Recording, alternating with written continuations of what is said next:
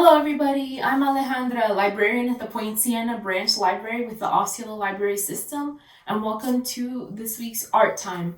Today I'm going to teach you how to make this string art project. Just so you know, this video is available in Spanish as well in honor of Hispanic Heritage Month. So we can go ahead and get started. I'll let you know what you're going to need. You're going to need a piece of wood. I'm using one that is 5 by 6 inches. If you want, you can use something a little bit bigger. If this is your first time doing a string art project, I would recommend something small, kind of like this. You're going to need a hammer, obviously. You'll need some nails as well, something small. Mine are 1 1/4 inches long. A pair of scissors for cutting your string. You'll need the image that you're going to replicate on your piece of wood.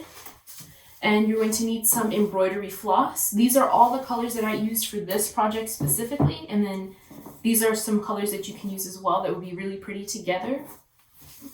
Okay, so you can go ahead and get started. So the first thing you want to do is take your image and just make sure it fits on your piece of wood. And then I'm going to go ahead and outline that using my nails. You can also, if you would like, take a pencil and just trace your image and then put the nails in, but I prefer to put the nails in over the paper here.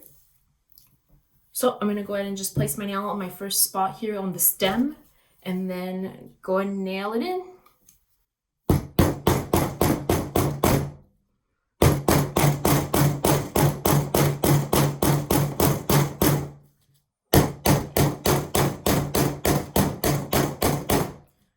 Okay, you obviously don't want to nail it all the way in so it goes all the way through. You want to leave enough space for your string. So I do have this step already completed. So I went ahead and outlined my entire leaf pattern, and then I pulled out the paper. So as you can see, I nailed it in about that much, but there's still enough space for me to wrap my string around the nails here. Okay, so I'm going to go ahead and take my first color. I have this dark pink. And then you're going to want to tie, let me get out some more. You're going to want to tie a knot, and then just don't tighten it all the way. So I have my knot here, so it's not fully tightened. Oops. Already getting my string tangled here. Let me give that another try. So go ahead and do a knot. Okay, not tightened all the way, and I'm going to place it on my first nail, and then tighten it fully on the nail there. Okay, so you can see that's my starting point. I'm going to leave the tail here. I'll just cut that off at the end. And then I'm going to wrap that around my first nail there. I'm going to wrap it twice. And make sure you keep lots of tension here and make sure the string is nice and tight. I'll move on to my next nail, wrap it twice around there. And so on. Okay, I think I'll do one more around here. And see, that's what I mean about trying to keep the tension. If you don't have enough tension, then it could just completely unstring your project. And you definitely do not want that after your hard work. Okay, then I'm going to do just once around this nail. And then again, I'm going to make my knot, trying to keep that string tense.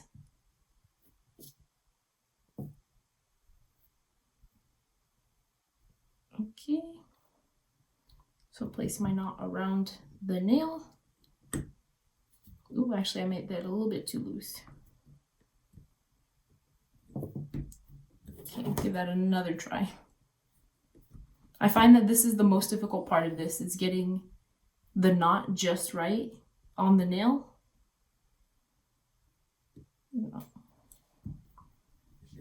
You want to get it pretty close there to the nail so the string doesn't end up being too loose. Okay, there we go. Got it there. Got it on my second attempt. And I'll go ahead and cut that. If you do have some glue, maybe some like crazy glue, you can just glue the string onto there. I'm also going to cut my longer string back here. Okay, but I don't have any glue on hand, so I'm just going to leave it like that. Once you do the whole design, you can barely see it anyway. Okay, so I'm going to go ahead and do my next color of string. I have a lighter pink here, and I'll show you again on my next nail. So again, I have a knot. You don't want to tighten it all the way. Go ahead and put it on the nail and then pull both ends and tighten it.